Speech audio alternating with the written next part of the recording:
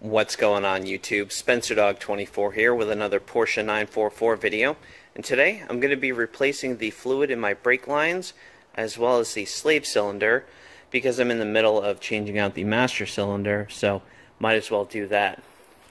So the first thing I did is I removed the wheels to gain access to the bleeder valves, got some .4 brake fluid from Napa, and I'm also going to be using my Harbor Freight brake bleeding system.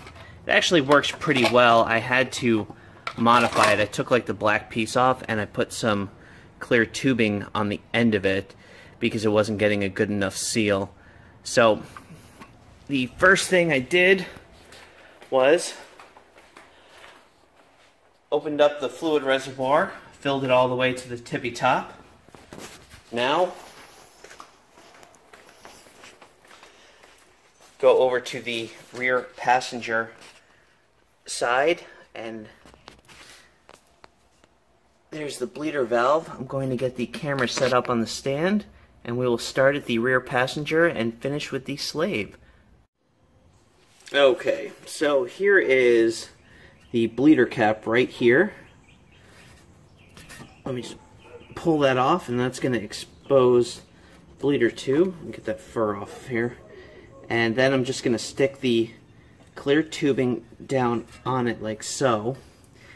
And this is how I have it set up right here. Just have it hanging from the gas cap, as you can see.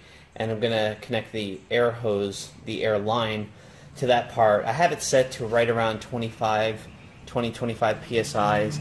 And the tube just goes all the way right here. And sorry for all the background noise. Now, all I do is just hook my air up like that.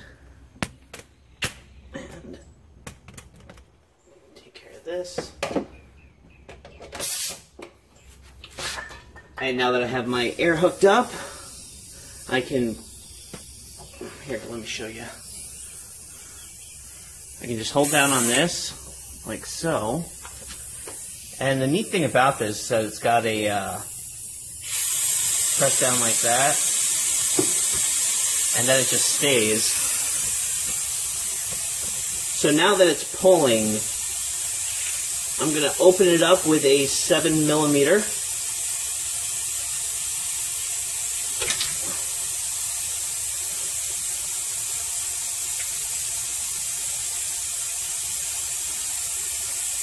And we're going to let it flow out. So, while it's pulling the fluid out, you may notice that it doesn't look very dirty. And I also coated some dielectric grease right around the bottom here, because it likes to create a vacuum, it will create bubbles. So I just sealed off that cap right there. And, oh, what I was saying is, there are the bubbles I was telling you about, the dielectric grease. There we go. Likes to cause. Oh yeah, what I was about to say is, you may notice that the fluid is extremely clear, and that's because I've actually changed out the brake fluid a couple times beforehand. I just lost the video footage, so I'm just shooting the video with clear fluid. But once that's done, take the 7mm and twist it close.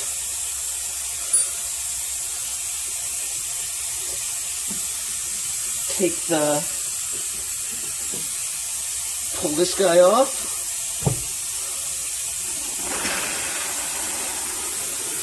And it's just automatically going to suck up there. Pull that guy off. And it's onto, well, before I do that, I need to put the cap back on. So this guy is done. And I will see you at the rear driver's side. So before going to the rear driver's side, I'm going to check the fluid level make sure that it's nice and fully topped off, because the last thing I want to do is bleed the brakes and get some air caught in there and have to do it all over again. So we're going to go ahead and do the same exact thing. Now my rear driver's side, it did not have a cap on it, so I'm going to hook up the bleeding system, and I'll see you right then. So now on the driver's side, same thing. Hold down the gun. I mean, I can't really do it one-handed. Maybe I can.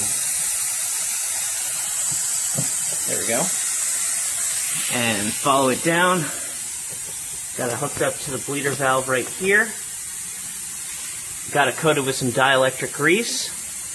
And let's crack it open with the 7mm. That hose out of the way. Let's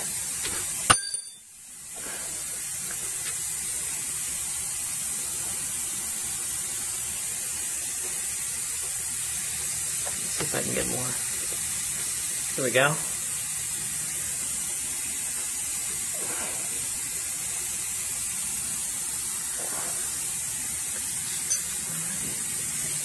So now we got the fluid bleeding.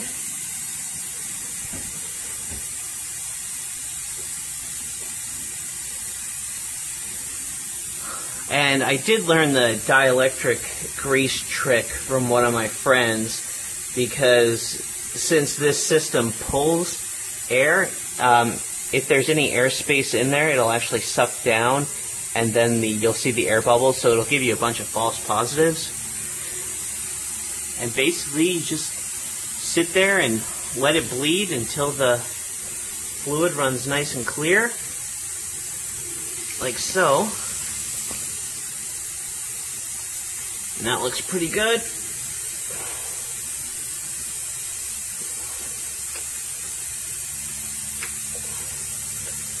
Tighten it down. Pull it off.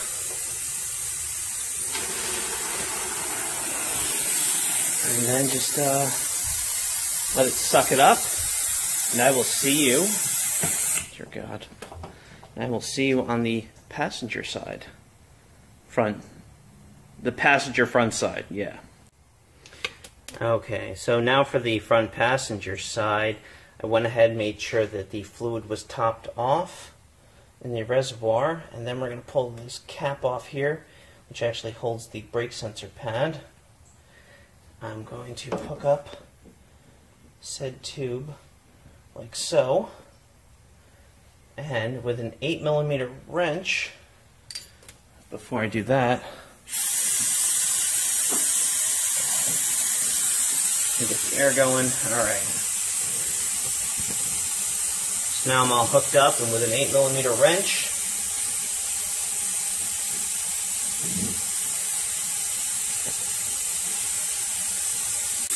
alright, so I cranked up the pressure a bit, and now it's starting to bleed through.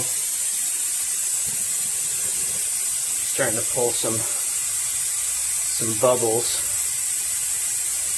Alright, that's much better now. And there it goes again. See, this is a good example why I like to use the dielectric grease.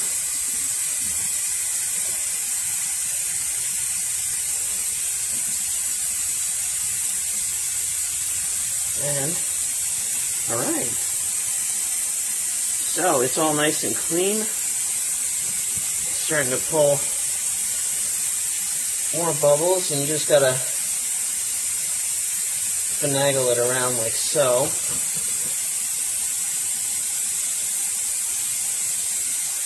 And so now all the air's been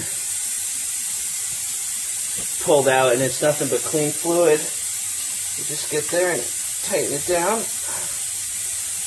Pull this guy off. There we go. And now we move on to the driver's side. Put the cap back on here. Cap goes in there over the bottom, under the bottom, over the top. Snaps in there like that. There we go. Now we'll move on to the driver's side. Okay, so I have everything hooked up on the driver's side, so I'm just going to take my guy right here, hold it down like before. 8mm. Open it up.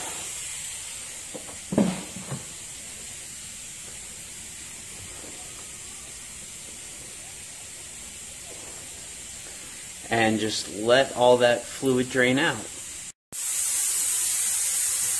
Okay, so you can see the fluid is nice and clear. There's no bubbles. So I'm going to hold it here and close it off. There we go. And just like before, pull it out. Do that, and I'll get set up for the slave cylinder. Now I just put hold the brake sensor pad, got that. Put this guy back on there, and now we're ready for get set up for the slave cylinder. Okay, so right now I'm underneath the car. I have the starter removed so I can access the slave cylinder. This is a 7mm. Right here. If you don't know how to remove the starter, I shot a video. So I got the air going right now, and so all I need to do is just loosen it up. And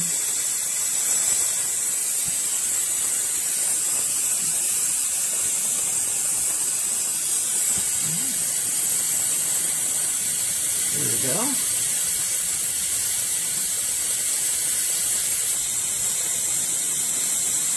Now that I got the fluid running clear, just tighten the guy back up. And there we go. Okay, so now with the slave cylinder bled and all the brakes bled, I make sure that I got enough fluid in the reservoir there. Then I screw the cap back on like so. And just make sure nothing's leaking here. Everything looks good. And that is it. I just need to put my starter back on, pump the brakes, make sure that there's no leaks out of the bleeder valve, and that's it. So thank you guys for viewing, and I hope this helped. I will see you next time I shoot a video. Thanks. Bye.